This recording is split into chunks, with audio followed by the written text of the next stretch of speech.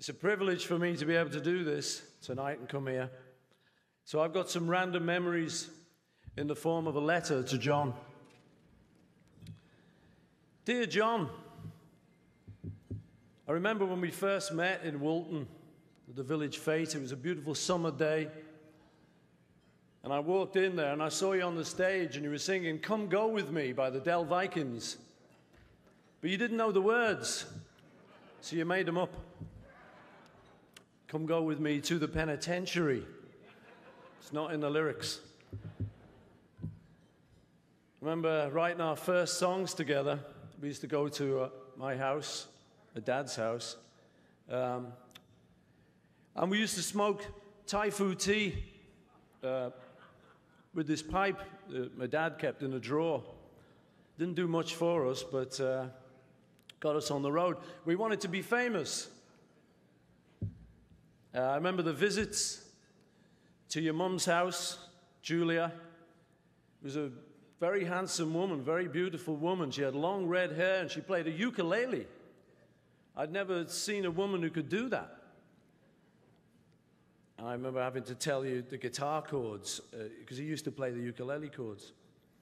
And then on your 21st birthday, you got £100 off one of your rich relatives up in Edinburgh. Yeah. So we decided we'd go to Spain. So we hitchhiked out of Liverpool, and we got as far as Paris. We decided to stop there for a week, and eventually got our hair cut by a fellow called Jürgen, and that ended up being the Beatle haircut. Remember introducing you to my mate, George, my schoolmate, and him getting into the group by playing Raunchy on the top deck of the bus. You were impressed. And when we met Ringo, who'd been working the whole season at Butlins holiday camp, he was a seasoned professional. But the beard had to go, and it did. Later on, we got a gig at the Cavern Club in Liverpool, which was officially a blues club. And we didn't really know any blues numbers. We loved the blues. We didn't know any blues numbers.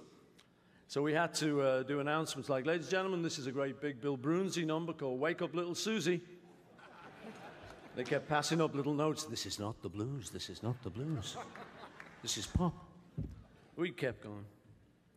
And then we ended up touring.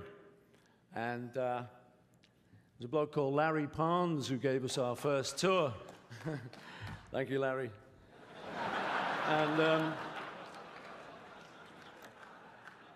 remember we all changed our names for that tour. And I changed mine to Paul Ramon. George became Carl Harrison. And although people think John didn't really change his name, I seem to remember he was Long John Silver for the duration of that tour.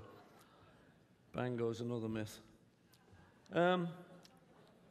And we'd be on the van touring later, and we'd have the kind of night where the windscreen would break. We'd be on the motorway going back up to Liverpool. It was freezing. So we'd have to lie on top of each other in the back of the van, creating a Beatle sandwich. We got to know each other. These were the ways we got to know each other. We got to Hamburg and met the likes of Little Richard, Gene Vincent. Yeah. I remember Little Richard inviting us back to his hotel. He was looking at Ringo's ring. He said, "I love that ring." He said, "I've got a ring like that. I could give you a ring like that." So we all went back to the hotel with him, and we never got a ring. Yeah. We went back with Gene Vincent to his hotel once, and it was all going fine till he reached in his bedside drawer and he pulled out a gun. And we said, "Well, we got to go, Gene. We've got to go." And we got out quick. And then came the USA, New York City, where we met up with Phil Spector, the Ronettes, Supremes, our heroes, our heroines. And then later in LA, we met up with Elvis Presley for one great evening We saw the boy, you know, we saw him on his home territory, and he was the first person I ever saw with a remote control on a TV. Boy, he was a hero, man. And then later, Ed Sullivan. By now, we wanted to be famous. Now we were getting really famous. I mean, imagine meeting Mitzi Gaynor in Miami. And later, after that, recording at Abbey Road. I still remember doing Love Me Do, because John officially had the vocal, Love Me Do. But because he played the harmonica, George Martin, in the middle of the session, suddenly said, will you sing the line, Love Me Do? Like the crucial line. I said, okay. And I can still hear it to this day. John goes, wah, wah, and I go, Love Me Do. Nerves, man. I remember doing the vocal to Kansas City.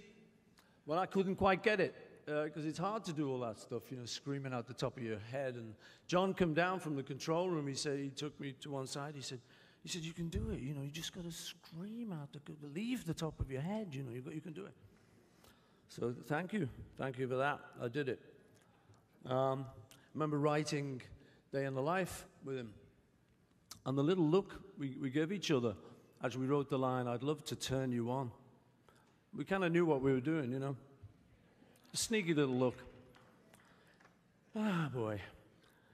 And after that, there was this girl called Yoko Ono, who showed up at my house one day, and it was John Cage's birthday.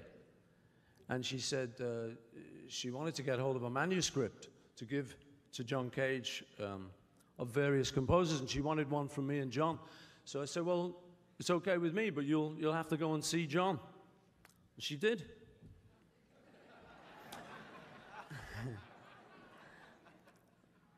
After that, I set up a couple of machines. We used to have these Brunel recording machines that I set up, a couple of them. They stayed up all night, and they recorded Two Virgins on that. But you took the cover yourselves, nothing to do with me. And then after that, there were the phone calls to you. The joy for me of, after all our business shit that we'd gone through, of actually getting back together and communicating once again. And the joy as you told me about how you were baking bread now, and how you were playing with your little baby, Sean. That was great for me, because it gave me something to hold on to. So now, years on, here we are. All these people, here we are assembled to thank you for everything that you mean to all of us. This letter comes with love from your friend Paul. John Lennon, you made it. Tonight, you're in the Rock and Roll Hall of Fame. God bless you.